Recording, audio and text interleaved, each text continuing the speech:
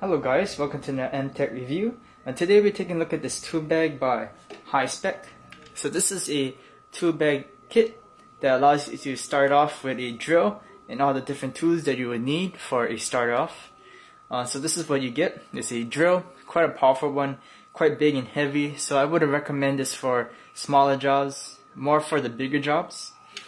But as you can see, you have your battery right here. It's a nickel hydrate. Nickel hydrates actually reduce their power level over a period of time, so you will have to charge this up before you want to use it. It's because it's not lithium. Lithium will last for a longer time without discharging.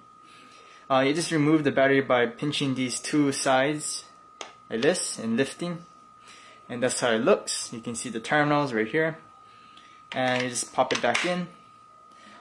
Your switch right here, or your trigger, is adjusted by these knobs right here. Well, you just press these in and out for forwards and reverse. And once you have it out, you can now press this and now use the drill. And as you can see, it has a nice range of movement and it's very controlled.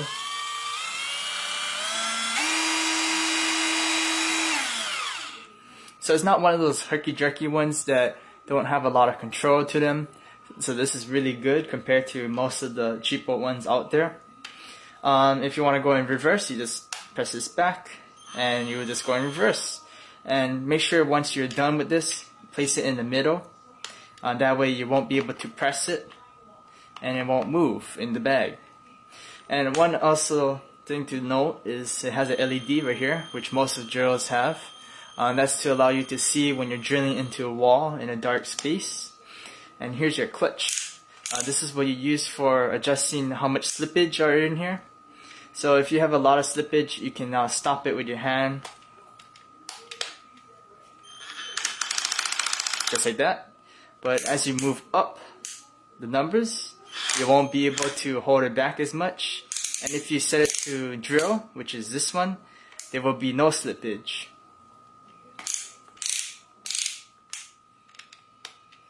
So that's the drill. Next off, we have our 2-bit kit. This is what you use for giving attachments for that. You just open it up here. It's a hard case. It's a little bit hard to put the bits back inside once you use them, but it's not too bad. So if you use this casually, it shouldn't bother you at all. So this is what you get.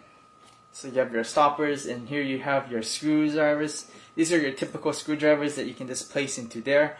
There's also a screwdriver right here that you can just place those bits into, just like this. You just remove that, place it into here, and a magnet holds it in place. You can just use it on a regular screwdriver, but you also can put it on the drill as well. Just slip that off and place this onto here and tighten it up, and then you have your screwdriver as well.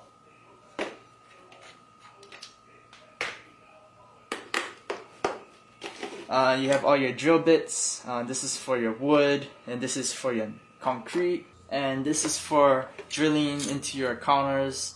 And on the very bottom, if you need to bring a pipe up to the wood or the particle board, you can use this to make a nice clean cut. It will keep the core in here, and you can just pop it out afterwards. So you want to grab the one that you want to use. You want to grab this part, just slip it onto here, just like this. And once you have it like that, you want to grab your nut. Make sure you have the hollow side facing down here.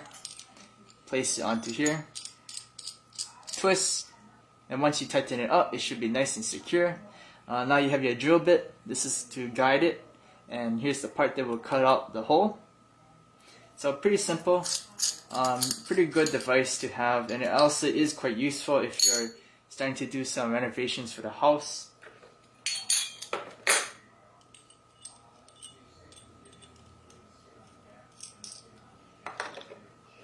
And here are your screws.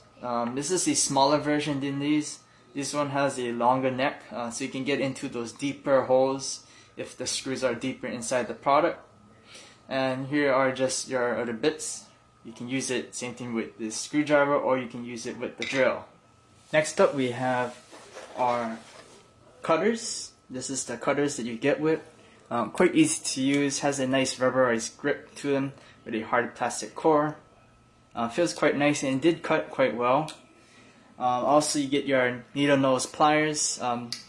They were a little bit stuck when I first got them, but I just put some oil in it and it works quite nicely now. You also have a little cutter right here that you can use for cutting wires as well. And next up we have our tape measure. It's a little bit defective that it has this tape or this sticker on top of it that actually peels off all over the sides. You will have to constantly push it back down. I don't actually want to take it off since it is a adhesive that's left behind on the plastic. I don't want to deal with that. But this tape measure is quite good. It has a rubberized grip all around it, metal clip, quite strong clip, and also slides out quite nicely, locks into place, just like that. And one thing to note is it does have a lip right here, which is pretty good since if you have an object that you want to measure, and if it has a lip as well, it will hold in place. Here's your hammer. Standard hammer, nothing really to talk about. It just looks like that. Quite heavy, nicely weighted, and does feel quite balanced for hitting. And here's your wrench. It's a standard wrench that you would probably find in Walmart or any of those other stores similar to it. Has a rubber grip at the handle point. The jaw feels quite nice. It's all nice and oiled. The screw does work nicely. You have some measurements over here as well. Here's your box cutter. It's pretty standard. You just pull it out and this locks into place. Once you pull it back, you can't push it down. As again, it's still standard. To actually exchange it, I haven't found a way to exchange it without opening it. I believe you only can exchange the blade by unscrewing this one screw right here. That's a little bit inconvenient since if you want to exchange blades oftenly, this is going to be quite troubling if you don't have a screwdriver with you. But still a good box cutter, metal on this side and a plasticky, rubbery feeling left side. Here's the charger for the battery.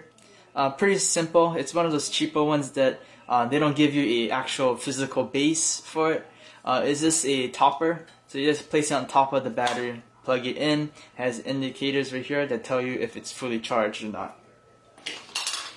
Here's the extra blades for the box cutter.